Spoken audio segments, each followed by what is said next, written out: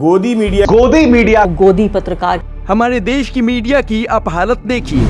इन लोगों की यादाश्त कितने उच्च स्तर की है। साल 2002 का गोधरा दंगा इनको आज भी याद है।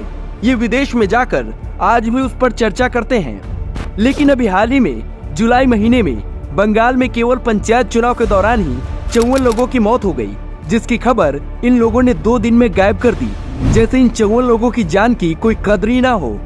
बंगाल देखकर इनकी पत्रकारिता विश्राम मूड में आ जाती है। ठीक वैसे ही मणिपुर की घटना, जिसकी खबर 20 जुलाई को बाहर आई, लेकिन 5 दिन पहले राजस्थान के प्रतापगढ़ में एक महिला को निर्वस्त्र कर घुमाया गया।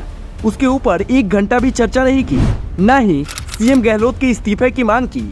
क्या आपने कभी सोचा है कि क्यों इन लोगों को राजीव गांधी और इंदिरा गांधी डेथ एनिवर्सरी तो याद रहती है, जिस दिन ये भावुक भी हो जाते हैं, लेकिन बिहार, केरल और बंगाल में आए दिन मारे जाने वाले अनगिनत बीजेपी नेताओं को भूल जाते हैं। साल 2011 में जब मोदी जी ने एक विशेष धर्म की टोपी पहनने से इनकार कर दिया था, वो बात इनको आज भी याद है, जबकि तब मोदी जी पीएम भी नहीं थे, बस गुजरात के सीएम थे।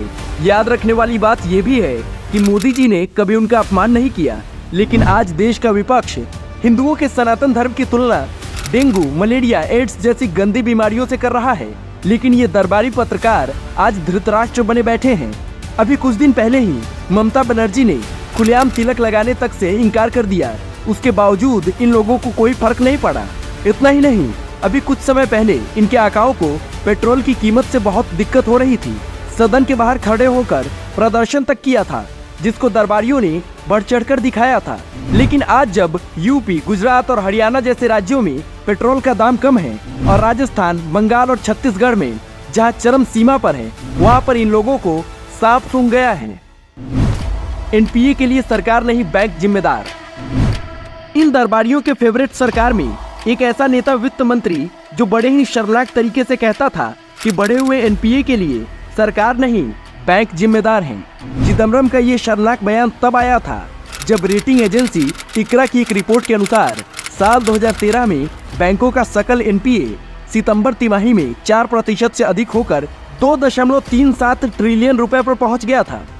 गजब है, मतलब कि 8 साल तक वित्त मंत्री की कुर्सी पर शायद इसलिए बैठे थे कि आईएनएक्स जैसे घोटाले में नाम आए नहीं, तो इतने सालों में कम से कम इतना तो समझ आ जाना चाहिए कि वित्त मंत्री का काम सरकार का बचाव करना नहीं, बैंकों को बढ़े हुए एनपीए से बचाना भी होता है। लेकिन हैरानी तो तब हुई जब इन दरबारी पत्रकारों ने तब भी अपना मुंह बंद रखा था।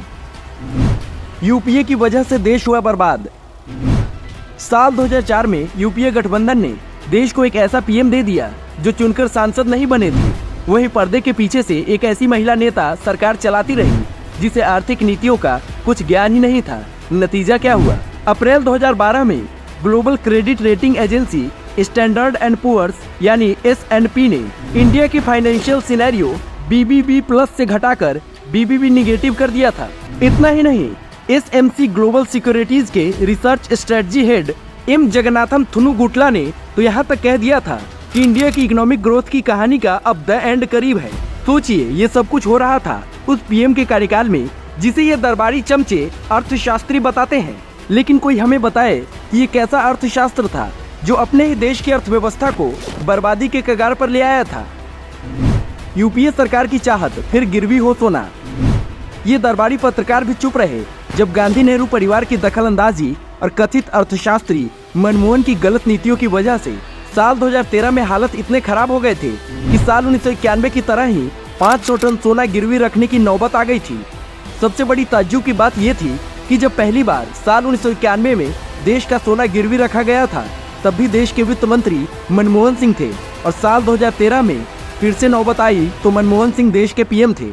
लेकिन फिर भी इन चमचे दरबारी पत्रकारों की नज़र में मनमोहन सिंह बहुत बड़े अर्थशास्त्री पीएम थे। शायद यही वजह है कि जब भी हमारे देश की जीडीपी के बारे में कोई अच्छी खबर आती है या G20 में भारत का जलवा हो या किसी देश का राष्ट्रपति भारत की तारीफ कर दे, तो इनके पेट में दर्द शुरू हो जाती है, क्योंकि इनके आकाओं के कार्यकाल में तो ऐसे ऐसे कर्मकांड हो रखे हैं, इसलिए इनसे हजम नहीं हो पा रहा है।